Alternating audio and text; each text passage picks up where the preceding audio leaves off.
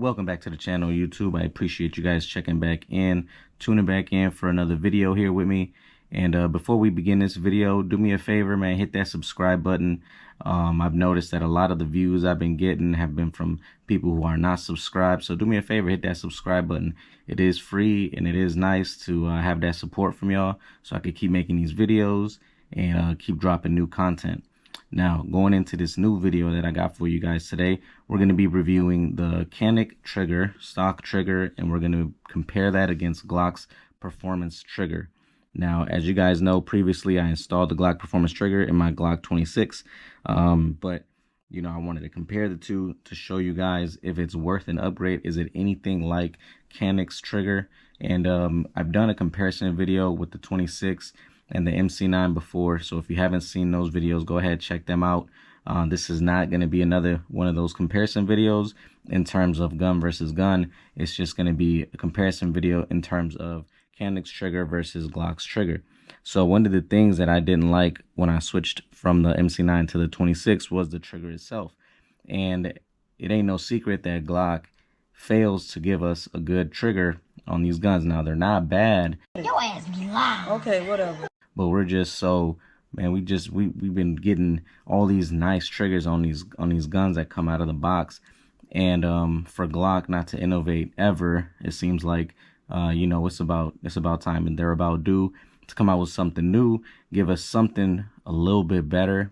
Now I know I'm gonna have a lot of hate in the comments about why fix something that's not broken, and it ain't that it's broken, because Glock is arguably the most reliable manufacturer in handguns that exists today.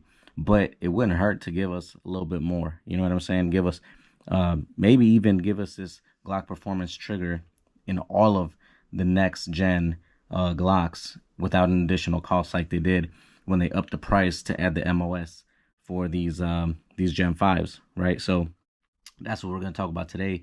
And let's go ahead and check these triggers out, you guys. I'm going to show you guys the pull, the reset, and all that good stuff on the triggers. And you guys let me know what you guys think is better, which one looks better.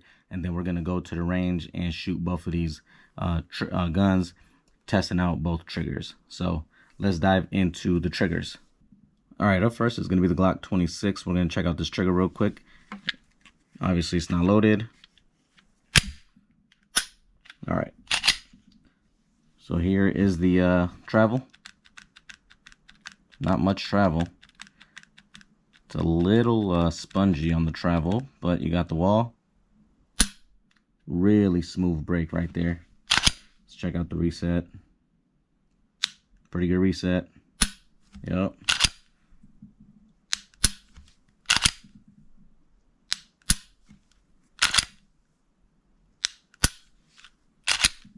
Let's go again from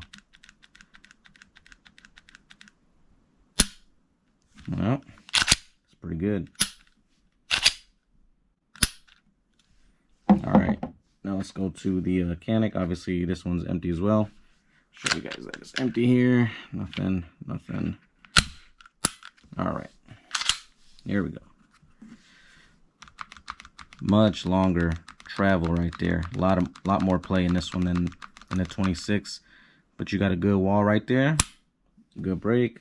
Not as soft as a Glock. I'm not gonna lie. Glock has a softer break.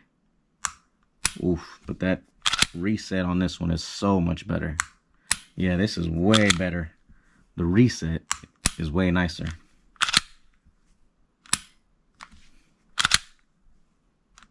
Here's the take up again. And the break from the beginning.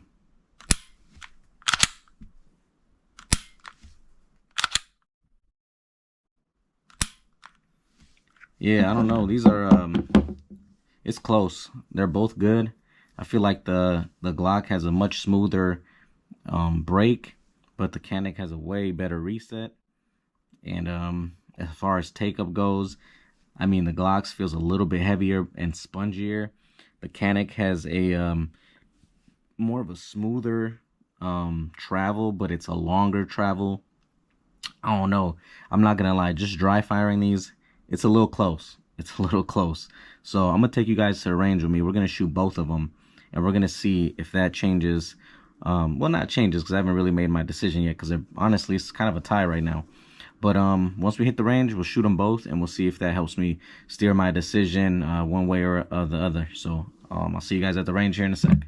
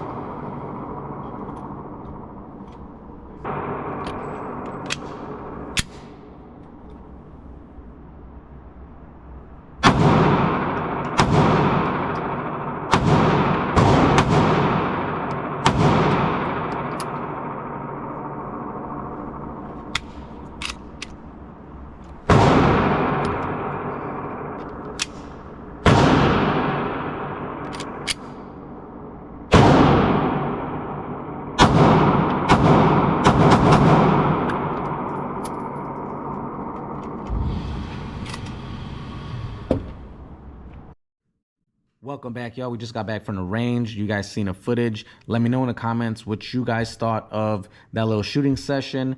Did you guys notice any difference in either of the triggers? If you have the Glock Performance trigger, what do you guys think of it? How does it stand up to other triggers that you've tried?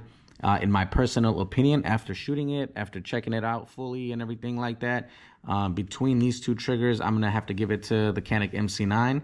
And I'm not throwing shade at Glock. I'm not saying nothing bad about the Glock Performance trigger itself, because in my opinion, the MC9 does have the best trigger out of all handguns in this category when it comes down to micro or, you know, just small concealable guns. The MC9 is going to beat anything. I just thought, you know, because Glock came out with something new, you know, that they don't really do that often. So when they came out with something new, especially a trigger out of all things, you know, I wanted to compare it to something that's really good, especially something that's $400 versus, you know, over $600 for just a base Glock. So, you know, that was just a little experiment I wanted to try, I wanted to do. Now, some of the things that I noticed with the Glock trigger is, well, one, my thoughts on it, initial thoughts, is definitely a good upgrade from the stock triggers that they come with. Is it a must-have? I think if you have, you know, one or two Glocks, yeah. But if you got a collection of Glocks, it's not worth me saying, man, you got to have this trigger on every single Glock. Why? Because it's about $100 trigger. So, you know what I'm saying? And it's not even a need. It's just something that Glock should have been coming out with from the get-go. So I think that moving forward, I think this is a great trigger, and I think Glock should put this on their Gen 6s to come standard. And hopefully without moving that price up from, you know, their basic price. And here where I'm from, these Glocks, all the MOSs go for about $619. So, you know, if you can get a let's say Gen 6 come out and they got that Glock Performance trigger, you know, already installed in them for $619. That's a great deal. You know, it is a great trigger. So, you know, the reset, the pull, everything about it is really smooth, real nice. It is a big difference from the stock trigger, but it's not a big enough difference to where, you know, you feel unsafe when you carry it. Like, for example, my Canik Rival, man, that trigger is just out of this world. But for me personally, I don't feel safe if I was to ever carry that. Even if that trigger was in my Canik, I don't know, man. I don't know if I would feel comfortable carrying it. But this Glock Performance trigger is definitely a win. It's a great upgrade to have. If you just got the one gun or the two Glocks or whatever it is, man, and you got the extra money, I would say, yeah, go for it. It hasn't been out for too long, so I don't know how it's going to hold up over time, but I will keep you guys updated and informed. Though it is made from Glock and it's an OEM part, I do think it's going to hold up well, because obviously Glock is known for reliability and just making things that work. So that is my opinion between these two triggers in terms of the head-to-head battle. And I hope you guys really enjoyed the video. I have fun going out to the range, as always, you know, and testing out this new part that, I mean, I've never installed a trigger, so it was nice to actually test it out and stuff. And, you know, it was a good compliment to me knowing it didn't jam, it didn't blow up in my face, nothing like that. So that was cool, man. I appreciate you guys following me through this whole road of the installation and the testing out. So it was cool, man. I appreciate you guys watching. So to the next video, you guys, God bless.